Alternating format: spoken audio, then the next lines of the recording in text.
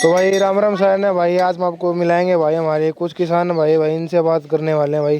खेती बारे में क्या सीन चल रहा है आजकल, कमाई है क्या नहीं है, और एक प्रॉपर क्या सिस्टम चला हुआ है, और किसी को भाई खेती करनी चाहिए या फिर नहीं करनी चाहिए, और भाई इस गांव में रहते हैं, गांव की कोई समस्या है क्या नहीं है जो इनके हिसाब से भाई दूर होनी चाहिए, और गवर्नमेंट कुछ करती है क्या इनके लिए, तो आज हम इनसे वो बात करेंगे। तो राम राम भाई साहब। राम राम भाई साहब। आपका नाम बताओ। मेरा नाम है भूतपूर्व सूबेदार वीर सिंह। अच्छा, क्या बात। राम राम। राम राम। आपका नाम? देशराज। राम बाल सिंह शर्मा। राम राम भाई। राम राम राम। अच्छा, नू बताओ आजकल पहली खेती में क्या पूरा माहौल हो रहा है? खेती के बारे में नहीं।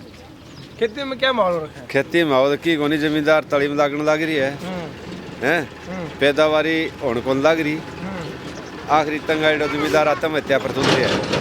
अच्छा, और के खेती के मां की बनी तो अच्छी बात को नहीं, वो सुसाइड करना बात अच्छी बात को नहीं। अच्छी बात तो कोनी कर जगह तले बेड़ो के करी वो सल्पास खा के मरी ने और कड़कुएं में पड़ी का कुएं पड़ जी का नदी है, गांव में 2 बम डूब के मर जी, घड़ा ही मरने लग रही है साल में।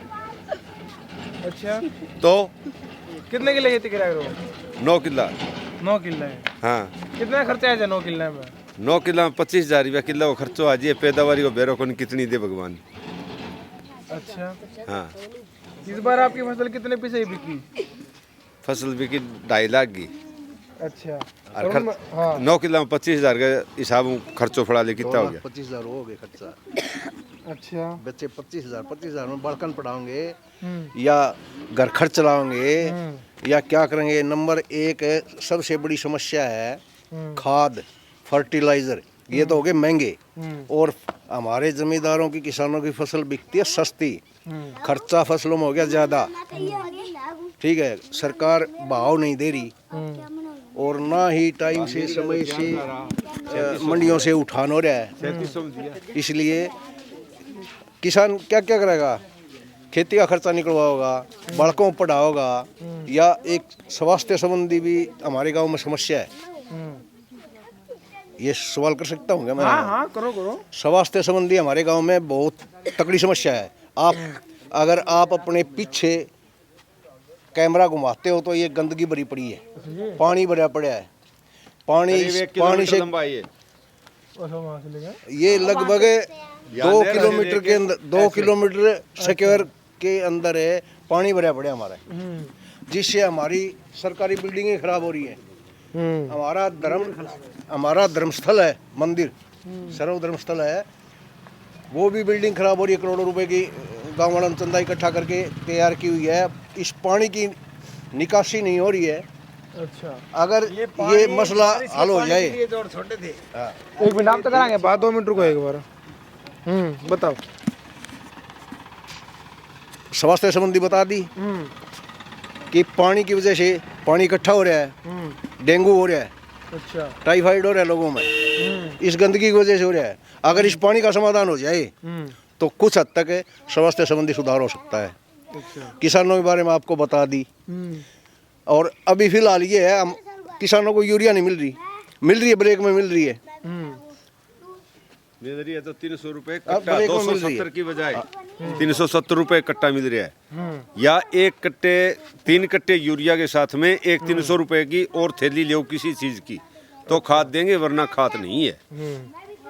तो जो खाद दे में साथ में यूरिया कट्टा कर वो फायदा है क्या आपको? उस गल है फायदा अब आपको खाने तो आपको 2 रोटी चाहिए, और अगला ले रहे हैं चूरमा आपका हजम को नहीं हुआ है तो क्या खाना चाहो आप? भाई जो डालनी तो खाद ही है, खाद डालने के लिए उस थैली को जमींदार का मजबूरी है लेना।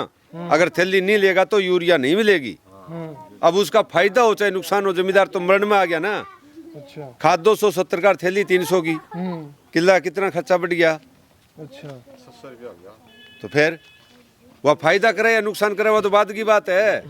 जगह आदमी के नहीं सारगो बाढ़ो टिकट दिल्ली काटन ला रहे कंडक्टर जबरदस्ती, तो वो दिल्ली क्यों कर जी?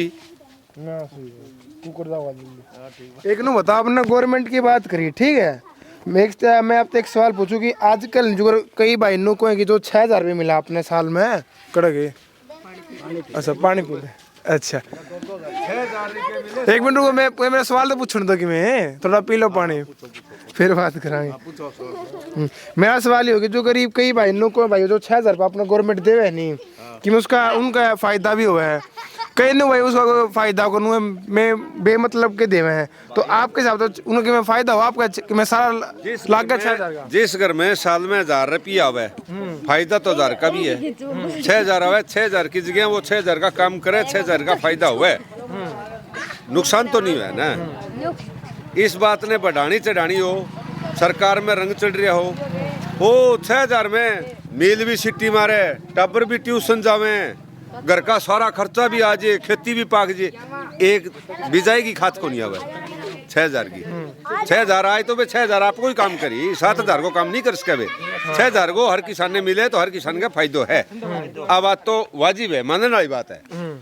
वे 7,000 को फायदो क्यों कर दी, 6,000 मिला, 7,000 को कौन कर सके नहीं।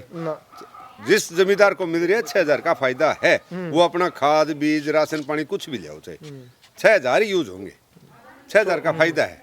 छोटा किसान है तो ठीक है नहीं, जैसे 1 किला का आधा किला है उसको ज्यादा फायदा है। हाँ। वही पैसा 1 किले वाले जमींदार को मिल रहा है, वही 50 किले वाले जमींदार को मिल रहा है, वही 10 किले वाले को मिल रहा है, तो 1 किला और आधा किला है, फायदा तो उस घर में हो गया ना। अच्छा। अब कनाल आधा किला 2 कनाल, एक घर में 4 मेंबर हैं जिस तरह, तो 24,000 रुपए आगे जमीन चाहे 1.5 किला 2 किला बैठे सारांगी, क्यों बाल सिंह? अच्छा, फायदा तो उसका है।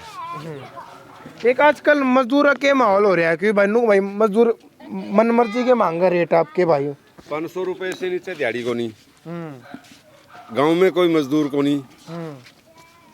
आ जाओ जब इस तरफ आ जाओ, आप एक फ्रेम में आ जाओ। हाँ, 500 रुपए से नीचे मजदूर नहीं है, और वो भी टाइम पर मिले तो मिले, ना भी मिले 2 दिन चक्कर कटा के यूं तीसरे दिन ये भी कह के कि हमने टाइम को नहीं। अच्छा, फिर तो मजदूर घने रुपये कमाओ, किसान तो फिर वो 500 रुपये तो लेके जाओ, किसान के लेके जाओ है।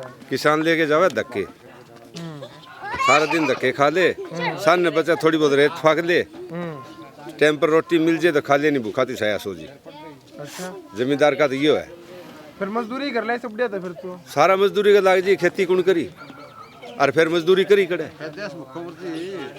सारे अगर ऐसे सोच करेंगे तो ये अनाज पैदा कौन करेगा? फिर कमाई तो होती को नहीं फिर अंकल जी, फिर वो करनी पड़ेगी। इलाज की है जगह, परमात्मा ने जन्म ही इसी जगह दे दिया, जो खराब माटी होनी है उम्र भर। अब जिसका फोड़े लिखेड़ी है उसको सुकून कर देगा। अच्छा, एक आपकी उम्र की थी जब आप खेती में बढ़े? पैदाइश ही मेरा बाप खेती कर, तो उम्र क्या बताऊं तने मैं, फिर भी तो बता दी भाई, मेरा बाप दादा ही खेती कर करता, जब भी किसान के घर में पैदाइश है, तो उम्र क्या बताऊं तो नहीं भाई। अच्छा, दादा खेती करी, बाप खेती करी, मैं खेती करने लग रही हूँ, औलाद खेती करने लग रही। अच्छा। उम्र को ज्यादा जानकार है तो तू कोई कैलकुलेटर काट ले रही हो। उस टाइम में खेती में राजी खेती में कितना फर्क है? बेटे में खर्चो को नहीं है, अगर तो बेटे में अगर 500 रुपया किलो खर्चो तो आज 15,000 रुपया किलो खर्चो आ रही है, 500 की बजाय 15,000 पहुंच रही है खर्चो। अच्छा, उस टाइम पर आप क्या खाया करते, क्या पिया करते, पता ना उसके बारे में कि आजकल जमानो यो अड़ंगा हो रहा है खान पीने, उस टाइम पे किसा आया करता खान पीने? दलियो खिचड़ी खाया करता, बूढ़ा बुजुर्ग बनाया करता, रोटी बाजरी की गेहूं की रोटी, ये दलियो खिचड़ी राबड़ी है जे बना ले टाबरा बुखारो जे असल खाओ को नहीं है। क्या भैया? अच्छा, जैसे किसान के लिए बोल रहे थे आप, खेती बाड़ी सबसे अच्छा बिजनेस है, ये कभी फेल नहीं होगा अगर सरकार साथ दे तो। किसान 1 एकड़ 1 किले के अंदर 50 किलो गेहूं डालता है और 6 महीने में 50 मन पैदा लेता है, कितने गुना 50 गुना फालतू हो गए। लेकिन क्या है, वो स्प्रे दवाई से और फर्टिलाइजर से टूट लेता है। क्यों? फसल की जो पैदावार है उस हिसाब से भाव नहीं देते हैं, और कंपनी है, सरकार है, जीएसटी लगा देती है, और जो कंपनियां हैं वो एक 400 रुपये का डीएपी का खाद का कट्टा आज ब्लैक में 1500-1700 रुपये का दे रही है, 1700 रुपये का, जो सही महीने में वो 500 रुपये का है डीएपी का। अगर वो सही सिस्टम से कंपनी और सरकार मिल कर के अगर फर्टिलाइज़र और ये जो स्प्रे दवाइयाँ आती हैं, इनको सही भाव से अगर जो किसानों को दे तो किसान फेल नहीं होगा। अच्छा। अगर फसल का सही भाव किसान को मिले, किसान फेल नहीं होगा। अभी हम खरीदते हैं फर्टिलाइज़र, दवाइयाँ, कीटनाशक दवाइयाँ, ये तो होती है महंगी। और आप बात करें 6,000 रुपये की, 6,000 रुपये की गवर्नमेंट को, सरकार को देने की ज़रूरत ही नहीं है किसानों के खातों में। क्या है? क्या है वो 6,000 रुपये? अगर 2 कट्टे भी हमारे को 3 कट्टे DAP के लेने पड़ी, वो 6,000 तो आएंगे नहीं। 6,000 में तो वो एक, अगर छोटा जमींदार है 3 किले का है तो उसको तो 6 कट्टे चाहिए, और 6,000 में वो कट्टे ही नहीं आए DAP के, क्या फ़ायदा है उसका? इससे अच्छा है फर्टिलाइज़र के ऊपर, स्प्रे दवाइयों पर GST कम करके, उनका रेट कम करके अच्छा। किसानों को सही रेट रेट के हिसाब से दे दो। हर फसल का MSP वगैरह जो अभी तक लड़ाई लड़ रहे थे, MSP से अपना फसल खरीद लो, तो 6,000 की जरूरत ही नहीं है। अब रेट के करी, रेट जकी चीज 150 रुपया में बिके है, पाउडर को डब्बो है या बोतल है स्प्रे की, बिके ऊपर 700 रुपया रेट है। जमींदार कड़े तक एक कै खाई भरतो चाली।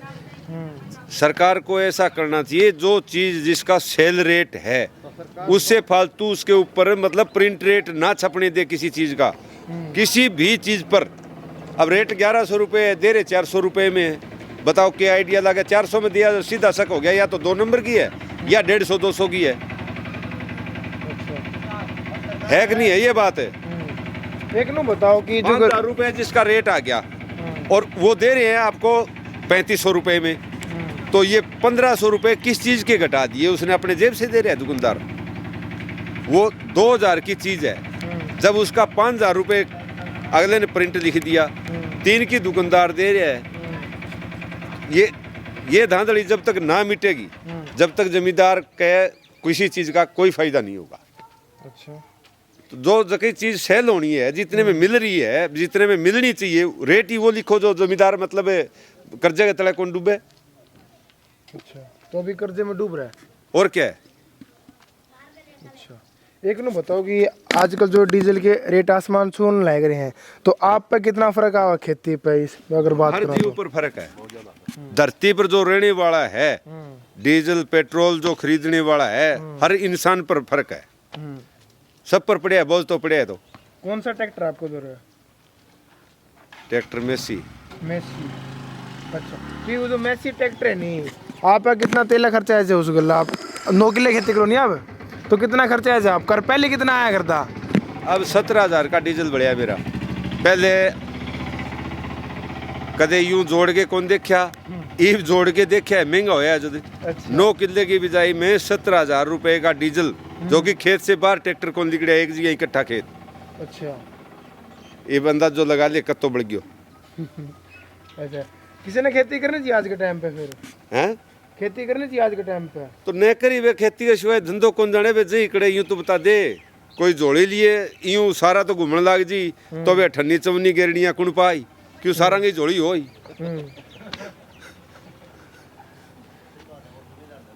अच्छा। हैं जमींदार धंधो के करी? चक्कू मारे तो शरीर में जान चाहिए, गलत बात है, तो किसी का मारना चाहते नहीं हाथ में हाथ में भी जान चाहिए। अगलो मजबूत है, थप्पड़ भी कूटने भी नहीं। ऐसा है, हम मार्शल कास्ट के जाट है। जाट अपनी रेपुटेशन बनाए रखने के लिए खेती करता है कि ये हमारी राजदाई खेती है, ठीक है। हमारे बाप दादे खेती करते आए, हम खेती कर रहे हैं। दूसरा, अभी मजदूरी हम कर नहीं सकते किसी के दूसरे खेत में जा करके, या दूसरे के मकान पर, या कहीं जा करके खेती मजदूरी नहीं कर सकते। क्यों? वो हम अपना रेपुटेशन डाउन समझते हैं उस चीज़ में, और खेती से हमारे बचत नहीं आती। तो इस पहला कारण तो यही है सुसाइड होने का। अच्छा, समझे आप? सुसाइड का पहला कारण तो यही है। हाँ। अच्छा, एक अंकल जो गरीब भाईचारा भी कौन रहा है पहले कि पहले इतने मजदूर करो आया करते, पहले तो आप श्री में करवाई दिया करते, वो भाईचारा क्यों नहीं रहा? किस कारण तक खत्म होने लग रहा देश में? कारण है लीडरशिप, पॉलिटिक्स। आप नीचे से लोगे या ऊपर से लोगे। आज इतनी राजनीति इतनी गिर चुकी है कि वो भाईचारा खुद ही खत्म कर रहे हैं। अभी आप ये देख लो कि टीवी समाचार आते हैं, एक नेता दूसरे नेता की टांग। आज से 70 साल पहले जो आदमी गुजर चुका है उसके ऊपर राजनीति चल रही है। क्यों? वो आदमी धरती पर नहीं है, उसके लिए क्या राजनीति है? इसलिए भाईचारा खत्म हो रहा है।